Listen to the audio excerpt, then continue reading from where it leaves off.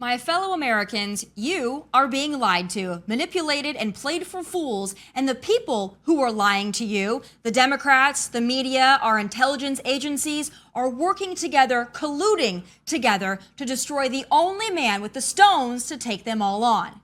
Yesterday, thanks to the relentless and diligent work of Congressman James Comer, Senator Grassley, and House oversight, we learned what we've already known for months, if not years. The Biden crime family, which I will heretofore refer to as the Biden scamly, received $10 million that we know of from foreign nationals, including entities attached to the Chinese Communist Party, and did it all through an intricate web of shell companies. 9 Biden family members received these wire transfers. 9. But the Bidens want us all to believe this is all on the up and up, that the crackhead and the rest of the scamly did some kind of professional work to earn these millions. Weird, because one of the recipients was a grandchild. What did the grandchild do to get this money from foreign nationals? Better question, and let's cut the BS. What did Joe Biden do to get his family paid? What did the big guy do, and what area of our national security did he sell out to line the pockets of his family members and likely himself? What policy decisions were made or withheld to keep that money flowing for years?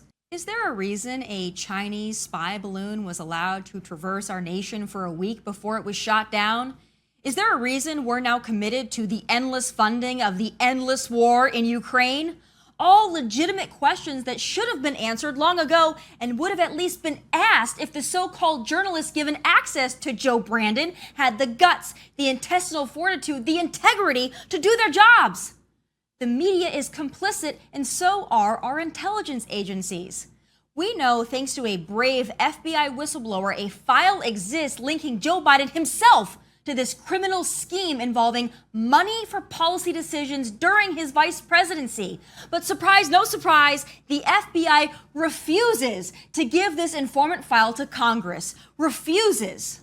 This document allegedly includes a precise description of the scheme and its purpose. But get this, Acting Assistant Director of the Bureau's Office of Congressional Affairs, Christopher Dunham, wrote to James Comer on Wednesday, informing him that the Bureau had to be mindful of executive branch confidentiality interests and law enforcement responsibilities. Are you flipping kidding me? Why are our law enforcement and national intelligence agencies running cover for the Bidens at the expense of our national security? If Biden sold out and is still selling out our country to make a buck, and the FBI knows it and they won't comply with the investigation, they are also liable. They are also treasonous. They are an accessory to the crime. Let's think about that for a moment. Our agencies that we fund with our tax dollars would rather cover for Joe Biden and his scamly than protect and defend the interests and national security of the United States of America. What ought to happen is the FBI should be held in contempt and have all funding frozen until they hand over the document, plain and simple. The only man that tried to drain the swamp is being dragged through the mud, raked over the coals, nailed to the cross by those same agencies. And I wonder why.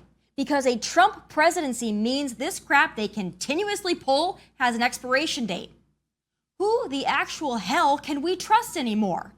Bill and Hillary did the same crap with the Clinton Foundation. Democrat crime families run roughshod over this country as the media continually runs cover right alongside our intelligence agencies. This is an abomination.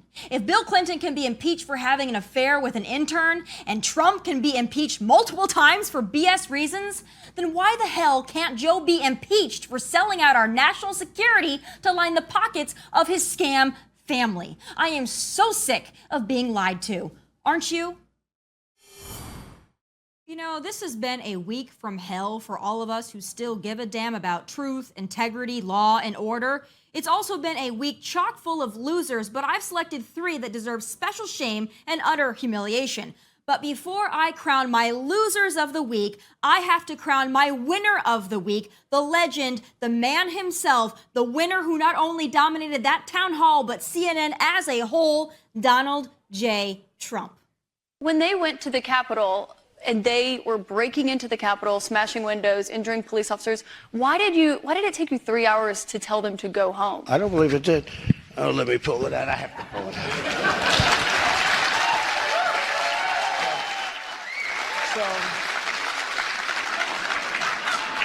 So if you look at, on January 5th, the day before, I said, please support our Capitol Police and law enforcement.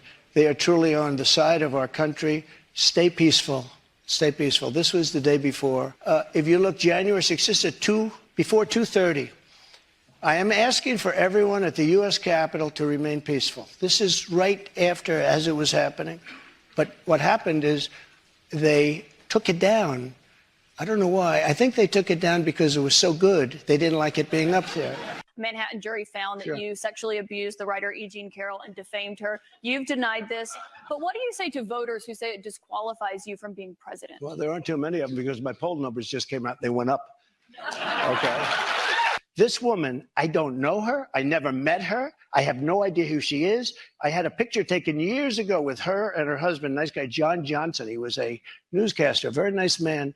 She called him an ape. Happens to be African American. Called him an ape. The judge wouldn't allow us to put that in. Her dog or her cat was named Vagina. The judge wouldn't allow to put that in. If elected president again, what is the first thing you would do to help bring down the cost to make things more affordable? Drill, baby, drill. Would you give Ukraine weapons I was and fund impeached it? by a crazy woman named Nancy Pelosi. But the question here is, would you... The man is a legend, and boy, do I miss him on my television screen in my White House. My God, the man utterly owns CNN, and of course, the left today is absolutely melting down over it. So another win for Donald Trump. But now on to my losers of the week, a very different category of human being. First up, a loser duo, Adam Lambert and Charlize Theron. I don't know if these two are actually stupid and can't read legislation, willfully ignorant, or purposely misleading their millions of fans and followers to cover up for grooming and pedophilia, but the end result is still the same. Take a look at these two losers and pedo cheerleaders falsely and deceptively claiming drag queens are under attack. Drag is an amazing way to bring light to the world. And these lawmakers are terrified of just how brightly we're shining. They're using children as an excuse to take one more thing away from us. If they cared about children, they would care about all children. These laws could be very easily manipulated in order to target and punish people in our community. We love you, Queen. We love you, Queen. We're in your corner, and we've got you, and I will anybody up who is like trying to with anything with you guys. It's really, in all seriousness, there's so many things that are hurting and really killing our kids, and we all know what I'm talking about right now. And it ain't no drag queen, because if you've ever seen a drag queen lip sync for her life, Yep. it only makes you happier, it only makes you love more, it makes you a better person. Anyone, and I mean anyone, who advocates for adult males shaking their junk in front of kids is either a pervert or a pervert enabler, because there is no third option here. But the fact that these sickos raised over $500,000 for this is repugnant. If criminalizing the sexualization and exploitation and grooming of kids offends you, you probably belong in jail, period. I swear, I really don't know where basic decency has gone in this clown world. And here is another example from where else, communist TikTok. Not only does TikTok melt brains, it melts ice cream in the mouths of degenerates. Here is a resurrected viral challenge wherein juvenile delinquents, well, you'll see. Good, man. Get ice cream. Let me taste it. Let me taste it. All right, hurry up, put it back. Hurry up, put it back. Anybody else pretty pissed off that for a good 2 years at least we were told we couldn't even breathe air without a mask, and now nincompoop imbeciles are running around grocery stores licking ice cream and putting it back? But let me guess, this isn't dangerous. This is probably just social justice or reparations or something else. My bad. There is no right and wrong anymore. There's just wrong, and moron. Which brings me to my final loser of the week. Secretary of Homeland Invasion, Alejandro Mayorkas. Listen to this man just lie and lie and lie. Let me be clear. The lifting of the Title 42 public health order does not mean our border is open. In fact, it is the contrary. We are making it very clear that our border is not open, that crossing irregularly is against the law, and that those who are not eligible for relief will be quickly returned. Irregularly crossing, meaning illegally crossing, just in case you didn't pick up on that one. But folks, if you don't believe me that you can't believe him, well, just take a look for yourself. Does this look like operational control to you? Does this look like a closed border to you? What he is doing or not doing goes beyond ignorance, laziness, or even dereliction of duty. It's treason, and he and every one of those losers in the Biden administration should be impeached and removed, and if not for this, for the dozens or, in Biden's case, $10 million worth of other criminal activity and negligence they've overseen. Those are my losers of the week, and quite frankly, they all make my stomach churn.